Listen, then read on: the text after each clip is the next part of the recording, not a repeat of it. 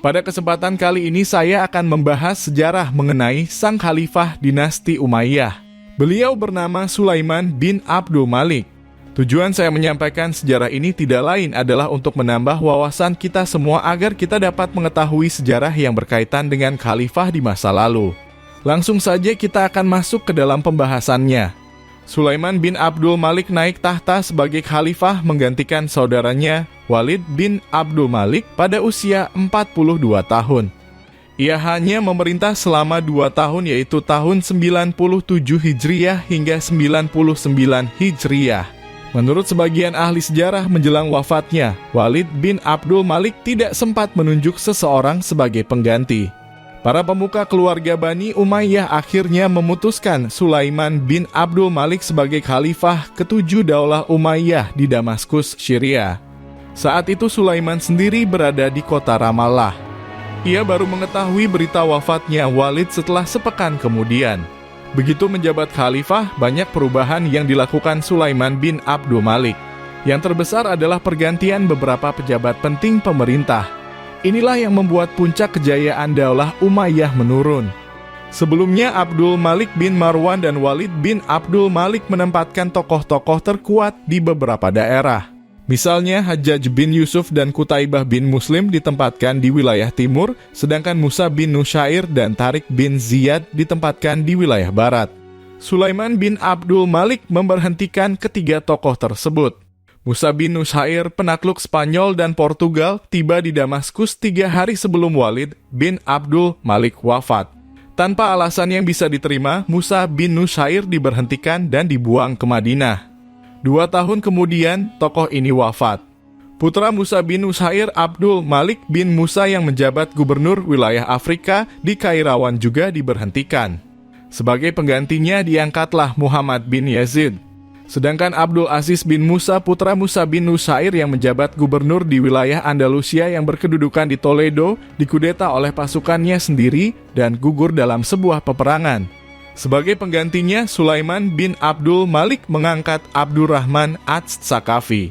Sementara itu, Hajjaj bin Yusuf meninggal terlebih dahulu daripada Walid bin Abdul Malik. Namun demikian, keluarganya tak ada yang luput dari kebijakan Khalifah Sulaiman. Mereka yang masih memegang jabatan langsung diberhentikan.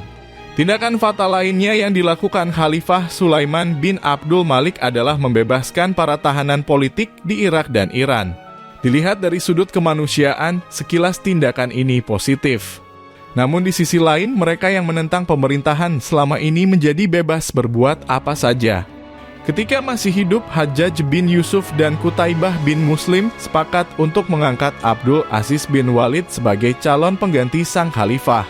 Namun, Walid bin Abdul Malik meninggal sebelum sempat menetapkan keputusan itu.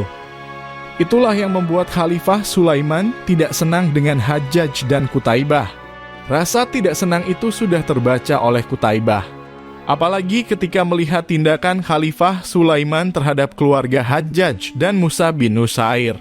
Qutaibah bin Muslim menggerakkan rakyat Khurasan untuk memberhentikan Khalifah Sulaiman. Namun kekuatannya kalah. Ia gugur dalam peperangan. Sebagai gantinya diangkatlah Waqi at-Tamimi. Sedangkan jabatan Hajjaj bin Yusuf tak pernah diisi lagi. Khalifah Sulaiman menunjuk Yazid bin Muhalib sebagai gubernur wilayah Irak dan Iran. Karena kemampuannya, Yazid bin Muhalib diangkat menjadi gubernur wilayah Khurasan menggantikan Waqi at-Tamimi. Selanjutnya, Gubernur Yazid melebarkan sayap kekuasaannya ke daerah Tabaristan dan Jurjan.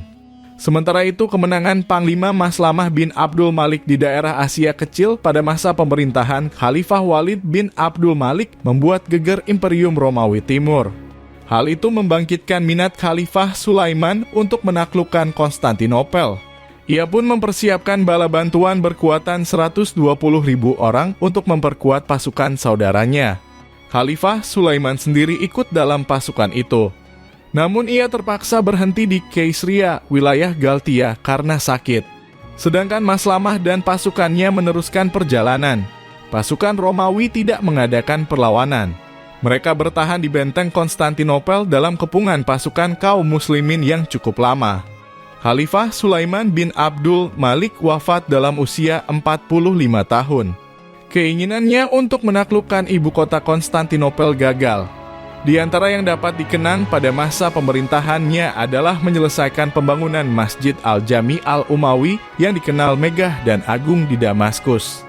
Khalifah Sulaiman bin Abdul Malik mempunyai seorang putra mahkota bernama Ayyub bin Sulaiman yang sudah ia siapkan sebagai penggantinya.